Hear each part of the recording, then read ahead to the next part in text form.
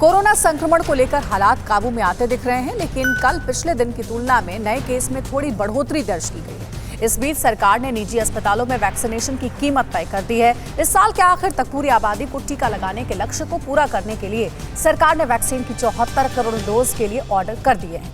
आज से उत्तर प्रदेश के सभी जिले अनलॉक हो गए हैं। बिहार भी आज से अनलॉक हो रहा है और कोरोना के संभावित तीसरी लहर में बच्चों पर खतरे को लेकर एम्स के निदेशक डॉक्टर रणदीप गुलेरिया ने क्या कहा है। कोरोना संकट से जुड़ी खबरों के लिए देखते हैं टॉप 9 कंट्रोल में कोरोना। देश में रोजाना आने वाले कोरोना के नए केस सोमवार की तुलना में मंगलवार को करीब 5000 बढ़ गए। पिछले 24 घंटे में 92,719 नए केस आए, जबकि सोमवार को 87,295 नए केस आए थे। सोमवार की तुलना में मंगलवार को मौत भी ज्यादा हुई। पिछले 24 घंटे में 2,222 लोगों की मौत हो गई। कल 1,62,000 से ज्यादा लोग ठीक होकर घर लौटे। एक्टिव केसों की संख्या भी घटकर 12,26,000 हो गई है। केंद्र सरकार ने प्राइवेट अस्पतालों को दी जाने वाली वैक्सीन की कीमत में बदलाव किया है। अब कोविशील्ड की कीमत 600 रुपए होगी, जिस पर 30 रुपए जीएसटी और 150 रुपए सर्विस टैक्स के बाद लोगों को 780 रुपए में मिलेगी। इसी तरह कोवैक्सीन की कीमत 1200 रुपए होगी, जिस पर 60 रुपए जीएसटी और 150 रुपए सर्विस टैक्स देने के बाद 1410 रुपए में मिलेगी, जबकि स्पुतनिक वी 1145 रुपए में प्राइवेट अस्पताल देंगे। देशवासियों को मुफ्त टीका लगाने के पीएम मोदी के ऐलान के बाद सरकार एक्शन में आ गई है। केंद्रीय स्वास्थ्य मंत्रालय ने 74 करोड़ वैक्सीन का ऑर्डर जारी किया है, जिसमें से 25 करोड़ कोविशील्ड और 19 करोड़ कोवैक्सीन की डोज शामिल है। सरकार ने सीरम इंस्टीट्यूट ऑफ इंडिया और भारत बायोटेक को दोनों टीकों की खरीद के लिए 30% एडवांस जारी कर दिया है। इसके अलावा सरकार ने बायोलॉजिकल ई लिमिटेड के टीके की 30 करोड़ खुराक खरीदने का भी आदेश दिया है। देश में अब तक वैक्सीन की 23 करोड़ 62 लाख डोज लगाई जा चुकी है। इसके साथ ही वैक्सीनेट होने योग्य उम्र की 14.2% आबादी को सिंगल डोज लगा दी गई है, जबकि 3.5% आबादी ऐसी है जो वैक्सीन की दोनों डोज ले चुकी है। अब तक महाराष्ट्र में सबसे ज्यादा 2 करोड़ लोगों को वैक्सीन की कम से कम एक डोज दी जा चुकी है, जबकि 48 लाख से ज्यादा लोगों को वैक्सीन की दोनों डोज लगाई जा चुकी है। दिल्ली में कोरोना के मामले लगातार कम हो रहे हैं। पिछले 24 घंटे में राजधानी में 316 नए मामले सामने आए, जबकि 41 मरीजों की मौत हो गई। इस दौरान 521 लोग रिकवर हुए और दिल्ली में अब कोरोना के एक्टिव मामले 5000 से भी कम हो गए हैं। ऐसा 24 मार्च के बाद पहली बार हुआ है। पिछले 24 घंटे में हुए टेस्ट में पॉजिटिविटी रेट 0.44% रहा है। आज से उत्तर प्रदेश के सभी 75 जिले कोरोना कर्फ्यू मुक्त हो गए हैं। लखनऊ, मेरठ और गोरखपुर में भी कोरोना के सक्रिय केसों की संख्या 600 के नीचे पहुंच जाने के बाद साप्ताहिक बंदी की शर्तों के साथ सुबह 7 बजे से शाम 7 बजे तक छूट मिलेगी।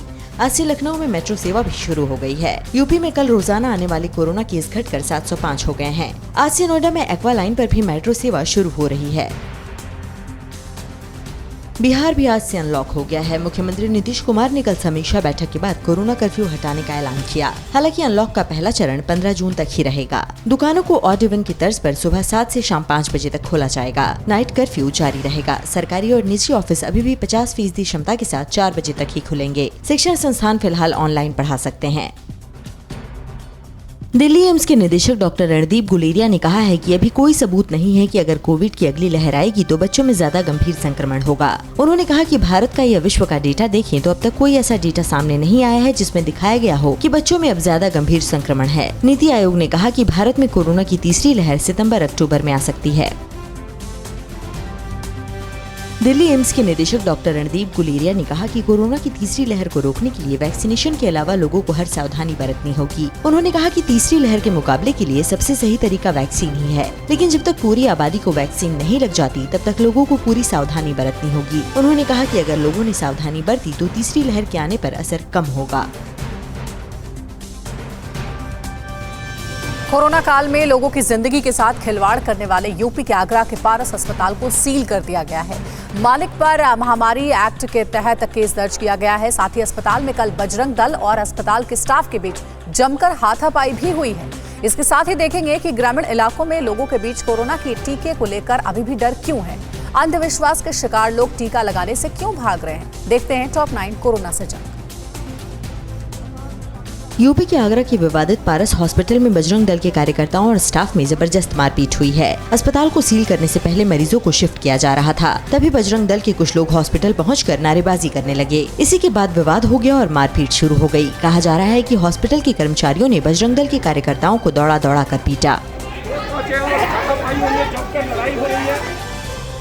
आगरा की पारस अस्पताल के मालिक अरिंजय जैन के वीडियो वायरल होने के बाद बवाल मचा हुआ है। अस्पताल को सील कर दिया गया है। वायरल वीडियो में 26 अप्रैल को अस्पताल में ऑक्सीजन मॉक ड्रिल करने की बात कही जा रही है। इस मॉक ड्रिल के दौरान 5 मिनट के लिए ऑक्सीजन सप्लाई रोक दी गई थी। अस्पताल के मालिक अरिंजय जैन के मुताबिक 22 मरीजों के छट जाने की बात को 22 मरीजों की मौत समझा जा रहा है, जो गलत है। अस्पताल के मुताबिक 26 और 27 अप्रैल को कुल 7 मरीजों की ही मौत हुई थी।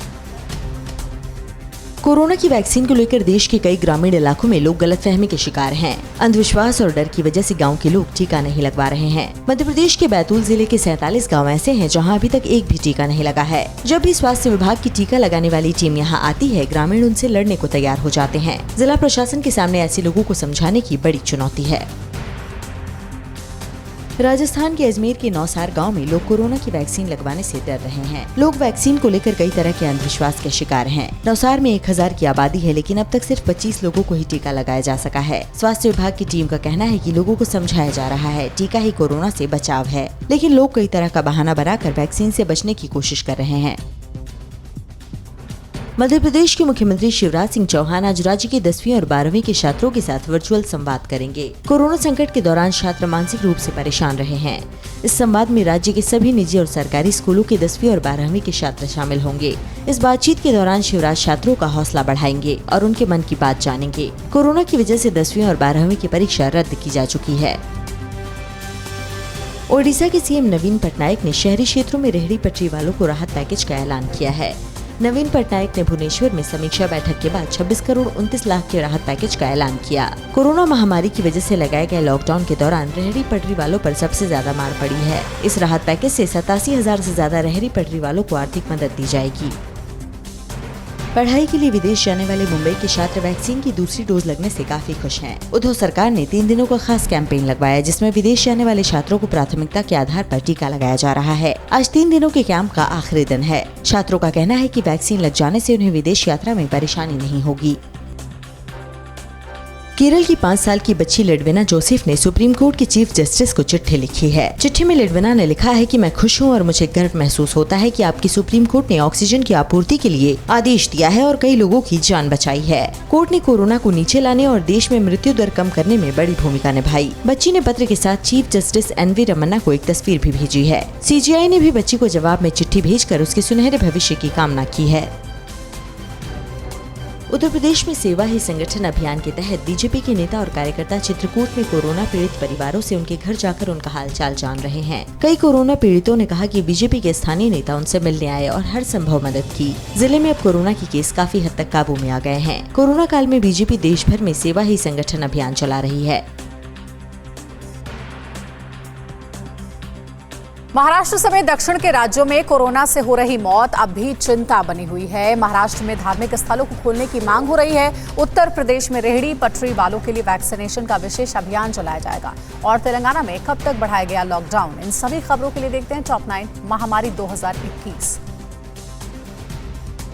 कुछ राज्यों में कोरोना से मौत के आंकड़े अभी भी डराने वाले हैं। इनमें महाराष्ट्र की स्थिति सबसे खराब है। राज्य में पिछले 24 घंटे में 702 लोगों की कोरोना से मौत हो गई। तमिलनाडु में भी एक दिन में 409 लोगों की मौत हुई है। कर्नाटक में 179 और केरल में 124 लोग संक्रमण के शिकार हो गए। दरअसल इन राज्यों में कोरोना के नए केस तो कम हुए हैं, लेकिन एक्टिव केस ज्यादा होने की वजह से मौतें उतनी तेजी से कम नहीं हो रही हैं।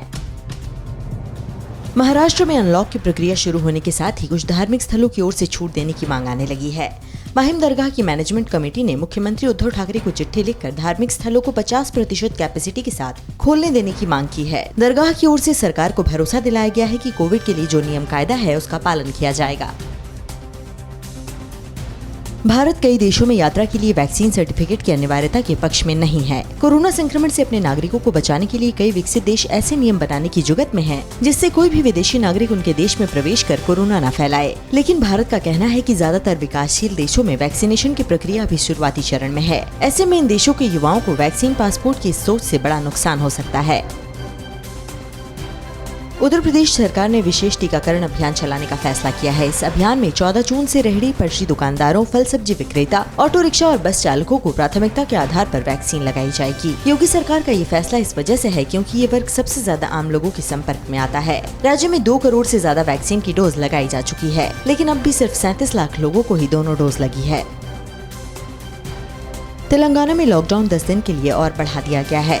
अब प्रदेश में 18 जून तक लॉकडाउन रहेगा। हालांकि राज्य में मामले अब कम सामने आ रहे हैं, लेकिन सरकार कोई जोखिम नहीं लेना चाहती। पिछले 24 घंटे में तेलंगाना में 1779 नए केस आए हैं, तो वहीं 15 लोगों की मौत हुई है। लॉकडाउन के दौरान सुबह 6 से लेकर शाम 6 बजे तक लोगों को कुछ छूट दी जाएगी। राज्य में वैक्सीनेशन की रफ्तार भी तेज करने की कोशिश की जा रही है। कोरोना की दूसरी लहर ने व्यापार और छोटे छोटे कारोबारियों को काफी चोट पहुंचाई है। कोरोना की वजह से आम श्रद्धालुओं के लिए धार्मिक स्थलों के बंद होने से केदार घाटी के 4000 छोटे छोटे कारोबारियों पर आर्थिक संकट के बादल मंडरा रहे हैं। 4 धाम यात्रा स्थगित होने से होटल, लॉज, रेस्टोरेंट और छोटे छोटे दुकान चलाने वालों को बैंक लोन चुकाने में दिक्कतें आ रही हैं। कारोबारियों ने राज्य सरकार से राहत देने की मांग की है।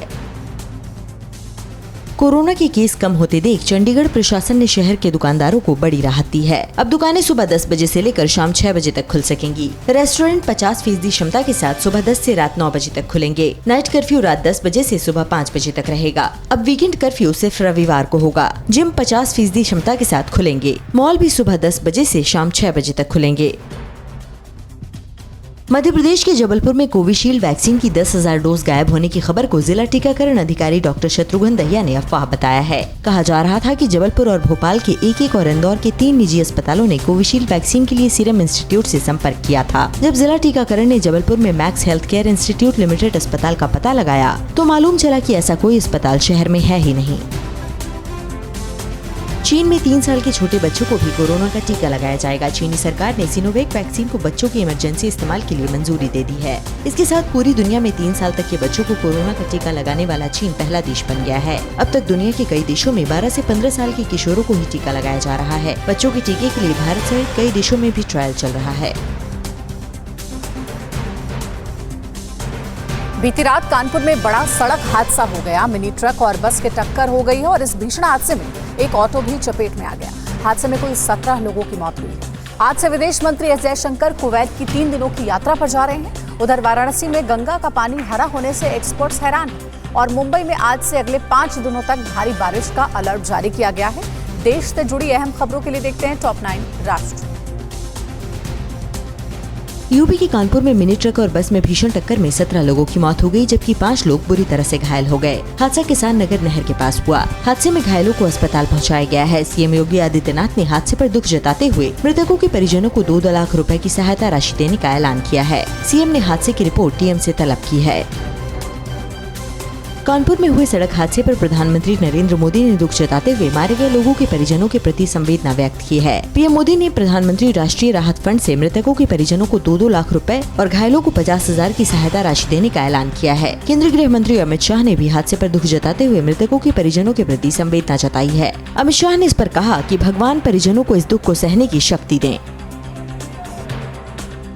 विदेश मंत्री एस जयशंकर आज से 3 दिनों की कुवैत यात्रा पर रहेंगे। इस यात्रा के दौरान एस जयशंकर कुवैत के साथ द्विपक्षीय संबंधों को और आगे बढ़ाने की कोशिश करेंगे। जयशंकर कुवैती अमीर शेख नवाफ अल अहमद अल सबा के लिए लिखा पत्र भी ले जाएंगे। बतौर विदेश मंत्री एस जयशंकर की ये पहली कुवैत यात्रा होगी। कुवैत के बाद 12 से 14 जून तक जयशंकर केन्या की यात्रा पर रहेंगे। पश्चिम बंगाल विधानसभा चुनाव में तीसरी बार सत्ता में आने के बाद ममता बनर्जी अब बीजेपी को उत्तर प्रदेश में भी चुनौती देने की तैयारी कर रही हैं। उत्तर प्रदेश में अगले साल होने वाले विधानसभा चुनाव में टीएमसी पूरी दमखम के साथ उतरने की तैयारी कर रही है। कुछ दिन पहले लखनऊ में सीएए प्रोटेस्ट के जिन लोगों पर योगी सरकार ने कार्रवाई की थी, उनसे मिलने टीएमसी का संसदीय दल लखनऊ पहुंचा था। सूत्रों के मुताबिक टीएमसी यूपी की सियासी पार्टियों के संपर्क में है। कृषि कानूनों को वापस लेने की मांग को लेकर किसान आंदोलन की अगुवाई कर रहे भारतीय किसान यूनियन के नेता राकेश टिकैत आज कोलकाता में पश्चिम बंगाल के सीएम ममता बनर्जी से मुलाकात करेंगे। सूत्रों के मुताबिक दोनों के बीच केंद्र के कृषि कानूनों के खिलाफ किसान आंदोलन को लेकर आगे की रणनीति पर चर्चा होगी। आज बंगाल में किसानों की बैठक होने वाली है। इसी सिलसिले में टिकैत कोलकाता के दौरे पर रहेंगे। पश्चिम बंगाल के बीरभूम जिले का एक वीडियो वायरल हो रहा है। वीडियो में कुछ लोग सड़कों पर घूम घूम कर लाउडस्पीकर से ऐलान कर रहे हैं कि उनसे गलती हो गई है, वो टीएमसी ज्वाइन करना चाहते हैं। ऐसा दावा किया जा रहा है कि एक गांव में भारतीय जनता पार्टी का कार्यकर्ता बीजेपी ज्वाइन करने पर माफी मांग रहा है। लाउडस्पीकर पर एक कार्यकर्ता कह रहा था कि बीजेपी में शामिल होकर हमने गलती कर दी है। हालांकि वीडियो की पुष्टि TV9 भारतवर्ष नहीं करता। वाराणसी में घाटों के किनारे से लेकर मध्य धारा तक गंगा का पानी इन दिनों भरा हो गया है। गंगा जल में बदलाव की हकीकत जानने के लिए डीएम कौशल राज शर्मा ने मजिस्ट्रेट की अगुवाई में 5 सदस्यीय टीम का गठन किया है। इस टीम ने मंगलवार से गंगा जल के बदले रंग को लेकर जाँच शुरू कर दी है। केंद्रीय प्रदूषण नियंत्रण बोर्ड ने गंगा जल की सैंपलिंग की है। 10 जून तक केंद्रीय प्रदूषण नियंत्रण बोर्ड इस पर रिपोर्ट देगा। मौसम विभाग के मुताबिक आज से अगले 5 दिनों तक मुंबई का मौसम बिगड़ सकता है। आज से 12 जून तक मुंबई महानगर क्षेत्र और कोंकण क्षेत्र में भारी बारिश हो सकती है। पिछले कुछ दिनों में मुंबई में रुक रुक कर हो रही बारिश का असर शहर के अलग अलग हिस्सों में दिखने लगा है। सायन में कल हुई बारिश के बाद जलजमाव के हालात बन गए हैं।